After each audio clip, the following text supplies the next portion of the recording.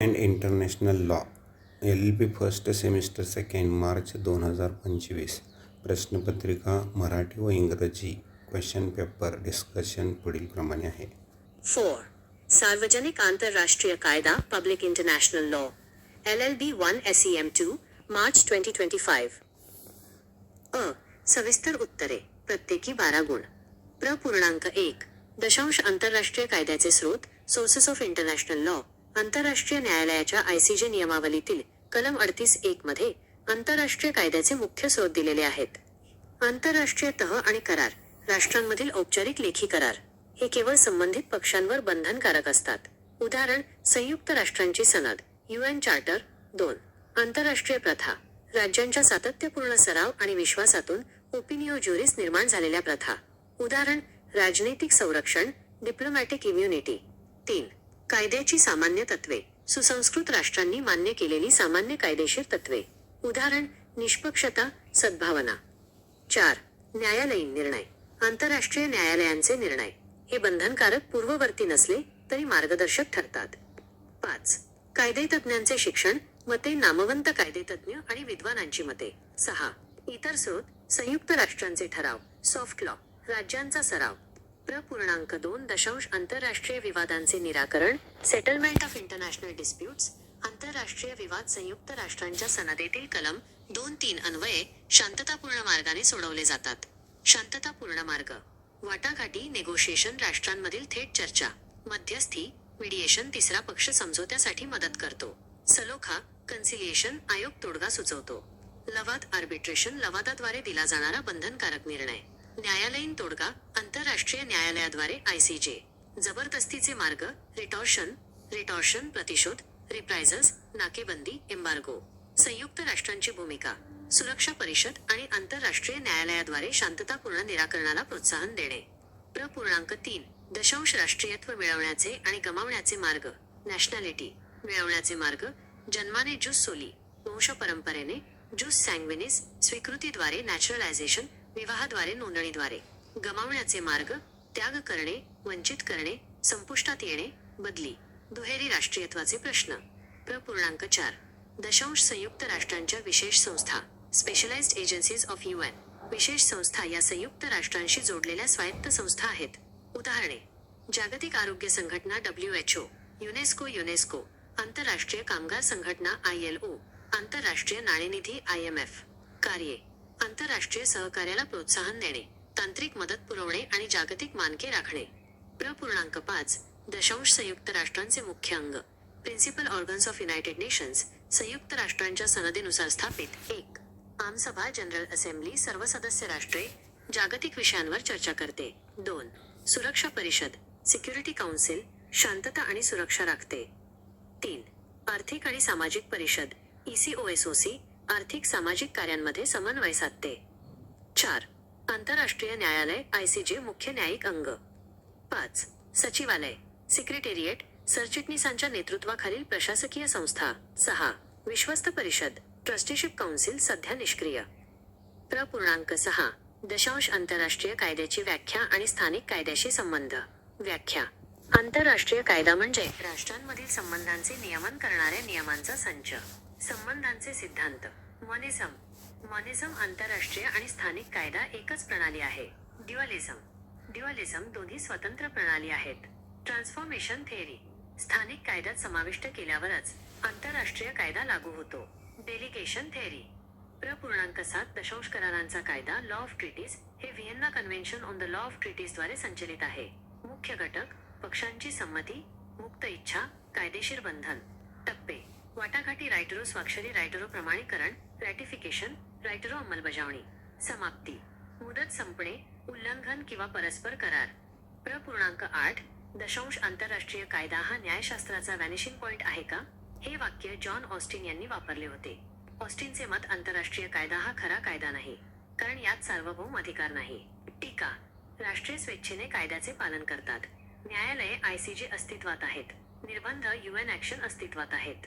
निष्कर्ष आंतरराष्ट्रीय कायदा वैध आणि वृद्धिंगत होत आहे तो अदृश्य होत नाही. थोडक्यात उत्तरे प्रत्येकी 5 गुण.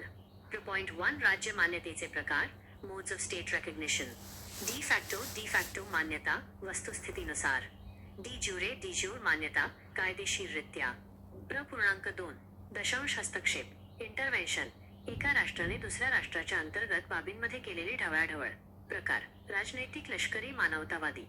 प्र.3 दशांश आश्रय असायलम एका राज्याने परदेशी व्यक्तीला दिलेले संरक्षण. प्रकार प्रादेशिक आश्रय टेरिटोरियल, राजनैतिक आश्रय डिप्लोमॅटिक.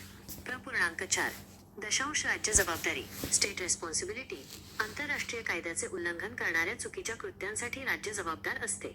प्र.5 दशांश आंतरराष्ट्रीय कायद्याचे संप्रदाय schools of law natural law school, नैसर्गिक कायदा, पॉझिटिव्हिस्ट school, प्रत्यक्षवादी, Grotius school.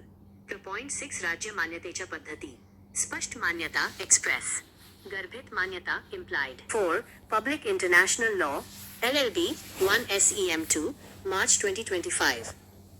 A. Detailed answers 12 marks each. Q1 Sources of international law. The main sources of international law are listed in Article 38(1) of the International Court of Justice Statute. 1. International treaties and conventions, formal written agreements between states, binding only on parties. Example, United Nations Charter.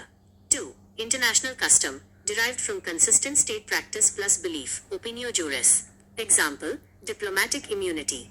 3. General principles of law, common legal principles recognized by civilized nations. Example, equity, good faith. 4. Judicial decisions, decisions of international courts, not binding precedent but persuasive. 5. Teachings of publicists, opinions of jurists and scholars. 6. Other sources, UN resolutions, soft law, state practice. Q2 Settlement of international disputes. International disputes are settled peacefully under Article 2(3) of the UN Charter. Peaceful methods. Negotiation, direct talks between states. Mediation, third party helps settlement. Conciliation, commission proposes solution. Arbitration, binding decision by tribunal. Judicial settlement through ICJ. Coercive methods, retortion, reprisals, embargo. Role of UN, United Nations promotes peaceful settlement through the Security Council and ICJ. Q3 Modes of acquisition and loss of nationality. Acquisition, by birth, jus soli, by descent, jus sanguinis, by naturalization, by marriage, by registration. Loss, renunciation, deprivation, termination, substitution, dual nationality issues. Q4 Specialized agencies of UN. Specialized agencies are autonomous organizations linked with the UN. Examples, World Health Organization, WHO, UNESCO, International Labour Organization, ILO, International Monetary Fund, IMF. Functions, promote international cooperation, provide technical assistance, and maintain global standards. Q5, Principal organs of United Nations. Established under the United Nations Charter. 1. General Assembly, all member states, discusses global issues. 2. Security Council, maintains peace and security. 3. Economic and Social Council, ECOSOC, coordinates economic/social work. 4. International Court of Justice judicial organ. 5. Secretariat, administrative body headed by the Secretary General. 6. Trusteeship Council, now inactive. Q6. Definition of international law and relationship with municipal law. Definition. International law is a set of rules governing relations between states. Relationship theories. Monism IL and municipal law form one system. Dualism, separate systems. Transformation theory. IL becomes law after incorporation. Delegation theory. Q7 Law of treaties. Governed by the Vienna Convention on the Law of Treaties. Key elements. Consent of parties, free will, legal obligation. Stages. Negotiation right arrow signature right arrow ratification right arrow enforcement. Termination, expiry, breach or mutual agreement. Q8 is international law a vanishing point of jurisprudence? This phrase was used by John Austin. Austin's view, IL is not true law, no sovereign authority. Criticism, states follow IL voluntarily, existence of courts, ICJ, sanctions exist, UN action. Conclusion, international law is valid and growing, not vanishing. B. Short answers, 5 marks each. Q1 Modes of state recognition. De facto recognition. De jure recognition. Q2 Intervention, interference by one state in another's internal affairs. Types, diplomatic, military, humanitarian. Q3 Asylum, Protection given by one state to foreign individuals. Types: territorial asylum, diplomatic asylum. Q4 state responsibility. State is liable for wrongful acts violating international law. Q5 schools of international law. Natural law school. Positivist school. Croce school. Q6 modes of recognition of state. Express recognition. Implied recognition.